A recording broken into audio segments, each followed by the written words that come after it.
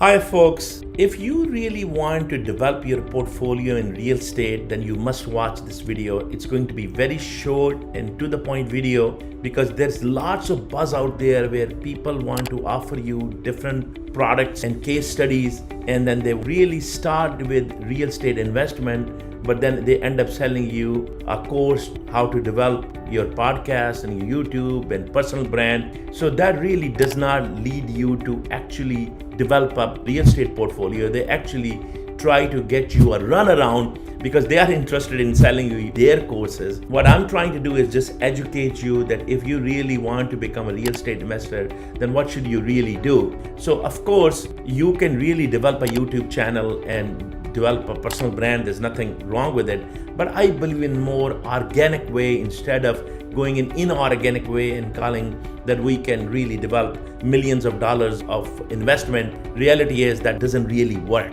So there are different ways of really becoming a real estate investor. There is one way is that you basically buy a property and then fix it and hold it for renting. It's called buy, fix, hold. And then the other way is buy, fix, or rent.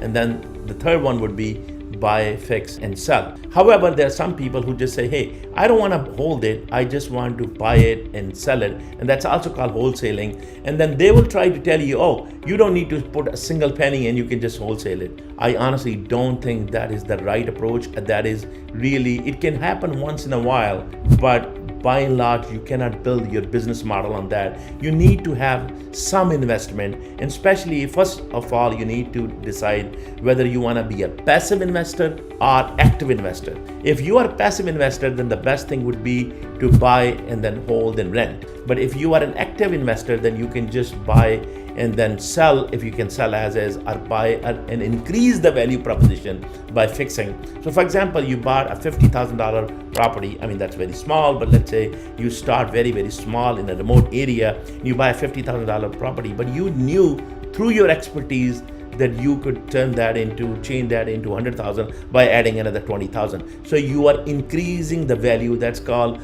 expansion or value proposition, value enhancement. So if you have the art of value enhancement, or if you want to learn in that, then basically you work with somebody who have done that. And if not, then if you are a passive investor and you really don't have those capabilities, you don't have that understanding how to increase the value, then perhaps your first gig should be that you buy a property. Most likely, I will encourage you to buy the property in more of a city than a suburb, because the rental income is better in a city than in a suburb. For example, it could be a smaller city, it doesn't have to be a big, large city, but you definitely want to really buy your property if you want to rent, where you can easily rent and get the right rent amount. If you buy a property in a remote area like a small suburb, then you may not get the people need to commute far away and they don't like to rent there. So then the other thing you could really do is basically, if you want to be more of an active real estate investor, then you can also partner up with other real estate investors who you basically feel there are lots of passive way of investing with a real estate investor. I don't recommend that. I recommend that you become maybe a silent partner, a minority partner with another investor and learn the business. Of course, if you want to go further advanced, then you can buy the raw land like I do, and then you can have the staff, third-party partnership with engineering firms, with architecture firms, with the general contractors, and develop that. But of course, in my opinion, that is a much bigger risk and much bigger plan. You could do that, but that shouldn't be your first play.